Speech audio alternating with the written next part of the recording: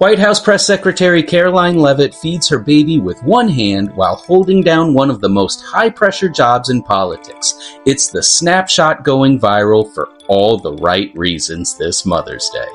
Let's talk about the history of Mother's Day. For a lot of Americans, Mother's Day is a day that you give your mom a call and send her greeting cards and flowers. But it also has a rich feminist, pro-labor, and anti-war history. Mother's Day began in 1858 when Anne Jarvis, an Appalachian housewife and mother to at least 11 children, organized Mothers' Work Days to improve sanitation in a time when polluted water and disease-bearing pests were major causes of death in poor communities like hers. Jarvis was also a peace activist who organized Mother's Day work clubs to care for soldiers on both sides of the Civil War. When Anne Jarvis died in 1905, her daughter Anna Jarvis campaigned for an official Mother's Day to honor her own mother's lifelong activism. In 1914, her efforts succeeded. Congress passed a resolution making Mother's Day official. In 1872, after the brutal Franco-Prussian War, Julia Ward Howe, a peace activist who wrote Battle Hymn of the Republic, established a day for mothers and anti-war protest. Her vision was an internationalist one, calling for a, quote, General Congress of Women without limit of nationality, to promote the alliance of the different nationalities, the amicable settlement of international questions, the great and general interests of peace. Howe organized protests and political conferences on the day, also calling it a, quote, Women's Peace Festival for many years. But for much of the 20th century and still today, the political ideals of Anne Jarvis and Julia Ward Howe have been eclipsed as Mother's Day became associated with Hallmark commercialism.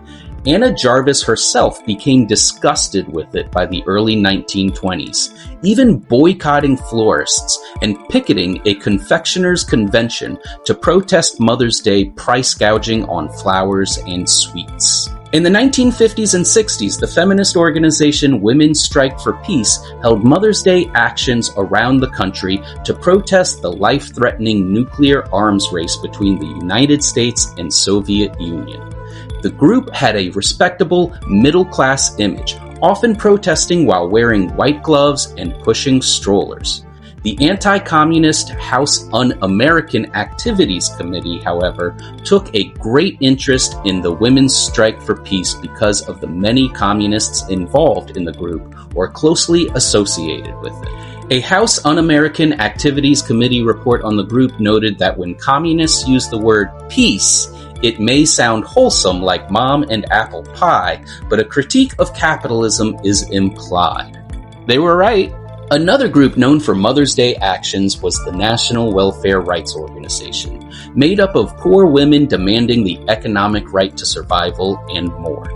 As sociologist Wilson Sherwin has found, welfare rights activists often had a radical critique of wage labor and a vision of society in which everyone was entitled to comfort, leisure, and pleasure, whether they worked for a capitalist boss or not. But even though Mother's Day has radical materialist roots in history, some socialist feminist scholars such as Kristen Goatsey have rejected the holiday, preferring instead to celebrate and protest on International Women's Day, March 8th, which celebrates women as workers, a broader category that can include the labor of caring for their own children at home. In favoring March 8th over a mother-exclusive day, Goatsey explains, quote, Socialists embraced the radical idea that a woman is more than a mother, though she may be that too. On Mother's Day in 1968 at the Poor People's Campaign March, Coretta Scott King emphasized mother power, discussing the political responsibilities of mothers,